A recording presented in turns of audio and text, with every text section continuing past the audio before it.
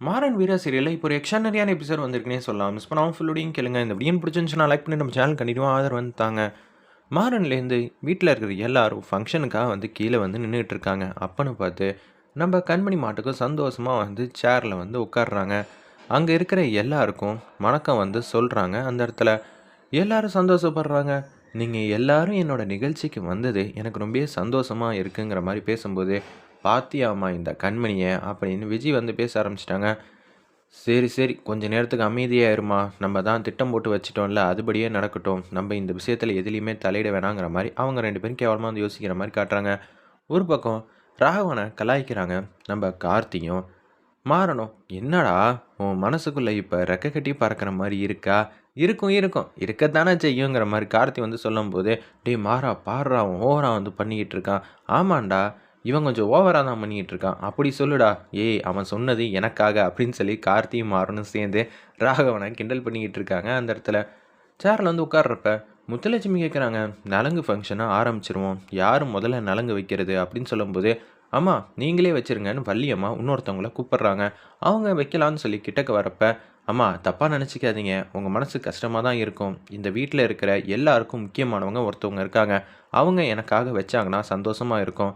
"சரிம்மா" அப்படின்னு சொன்னோன்னே, "நான் எதுவும் நினச்சிக்கலம்மா. இதில் என்ன இருக்குது? ஃபஸ்ட்டு வச்சா என்ன? கடைசியாக வச்சா என்ன? நலங்கு வைக்கிறதுக்கு கூப்பிட்டாலே அது கௌரவம் தான்." அப்படின்னு அவங்க பெருந்தன்மையாக வந்து பேசுகிறாங்க. "ரொம்ப நன்றிங்கிற" மாதிரி கண்மணி வந்து சொல்லிட்டு, "வள்ளியம்மா நீங்க தான் முதல்ல எனக்கு நலங்கு வைக்கணும்." அப்படின்னு சொன்னோன்னே, வள்ளிக்கு ரொம்ப சந்தோஷம் தாங்கல. இருப்பினும் நான்லாம் வச்சா சரி வராதுன்னு நம்ம வள்ளி வந்து பேசும்போது, வீட்ல இருக்கிற எல்லாரும் அந்த இடத்துல சந்தோஷம் தான் படுறாங்க. ராமச்சந்திரன் சிரிக்கிறாப்புல. வீரா, பிருந்தா எல்லாரும் ஹேப்பியா வந்து இருக்காங்க.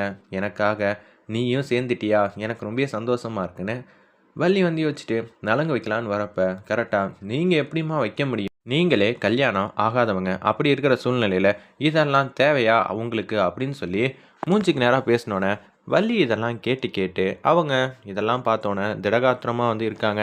அப்படியே கேஷுவலா தான் நிக்கிறாங்க. "என்னம்மா இப்படியெல்லாம் பண்றீங்கன்னு?" சொல்லி கண்மணி வந்து ஏந்திச்சு சத்தம் போட ஆரம்பிச்சுட்டாங்க. கண்மணி வேணாங்கிற மாரி அந்த இடத்துல வீட்ல இருக்கிற எல்லாரும் தடுத்தோம். "வள்ளி அம்மாவ இப்படியெல்லாம் பேசுறீங்களே, முதல்ல என்ன அவங்கள பத்தி உங்களுக்கு தெரியும்? நான் ஏதோ உங்க மனச காயப்படுத்தணும்னு சொல்லல. சில பேர் இப்படிதான் நிகழ்ச்சிக்கு கூப்பிட்டா, இல்லாத பொல்லாதெல்லாம் சொல்றாங்க. முதல்ல நான் உங்களுக்கு புரிய வைக்கிறேன். இந்த வீட்ல வள்ளியம்மா யாரு தெரியுமா? என்னமோ கல்யாணம் ஆகல, குழந்தை பொறக்கலங்கிற மாரி பேசுறீங்களே, அவங்களுக்கு மொத்தம் இந்த வீட்ல 6 பசங்க இருக்காங்க. நாங்க 3 பேர் இருக்கோம். ராகவன், மாறன், கார்த்தி 3 பேர் இருக்கோம். 6 பசங்கள அவங்க பத்திரமா வந்து பார்த்துக்கிட்டு இருக்காங்க. இதுக்கு மேலேயுமா வந்து அவங்களுக்கு தனியா பசங்க வேணும் அப்படின்னு சொல்லி கண்மணி வந்து செமையா வந்து பேசினோனே, ராமச்சந்திரனுக்கு பூரிப்பு தாங்கல. பழைய கண்மணிய வந்து நெனச்சு பார்க்குறாங்க. இந்த குடும்பத்த பழி வாங்காம விடமாட்டேன் அப்படின்னு சொன்ன கண்மணியா இதுன்னு சொல்லி எல்லாரும் ஆச்சரியமா வந்து பேசுறாங்க. ராகவன் வந்து தடுக்க வரும்போது, "இருடா, இருடா அண்ணிய பத்தி இங்க வீட்ல இருக்கிற எல்லாரும் புரிஞ்சுக்கிட்டோம். அதுதான் ரொம்ப நல்லதுங்கிற" மாரி சொல்லிட்டு, அப்படியே சூப்பரா வந்து பேசிட்டு இருக்காரு. நம்ம மாறணும். "அண்ணி உட்காருங்க அண்ணி. அவங்க ஏதோ தெரியாம பேசிட்டாங்க.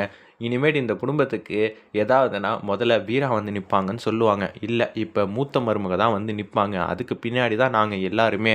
அப்படின்னு நம்ம மாறன் வந்து சூப்பரா வந்து பேசினோனே, வீட்ல இருக்கிற எல்லாரும் சந்தோஷப்படுறாங்க. குடும்பம்னு வந்துட்டா எப்படி ராசியாகி என்னென்னலாம் பேசுகிறாங்கன்னு பார்த்தியாம்மா?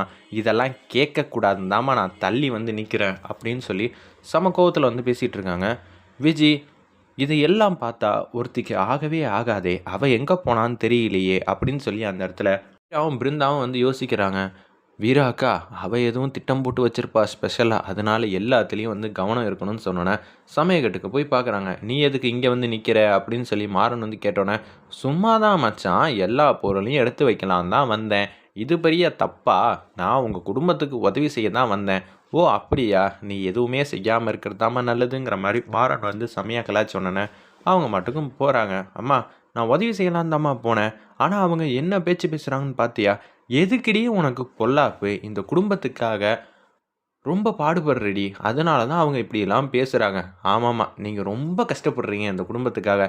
அதுவும் நீங்க நெனச்ச விஷயம்லாம் நடக்கலன்னு தெரிஞ்சு, அத விட மனசுக்கு உங்களுக்கு ரொம்ப கஷ்டமா தான் இருக்குங்கிற" மாரி வீராவும் செம்மையா கலாய்ச்சோன்னே, "மாறா, எதுக்கு மாறா வெட்டி பேச்செல்லாம்? ஏகப்பட்ட வேலையெல்லாம் இருக்குங்கிற" மாரி சொன்னோன்னே, அந்த ஃபங்ஷனுக்கு வந்தவங்க எல்லாரையும் வந்து வரவேற்றுட்டு நலங்கு ஃபங்க்ஷனை தடபுடலா ஆரம்பிக்கிறாங்க.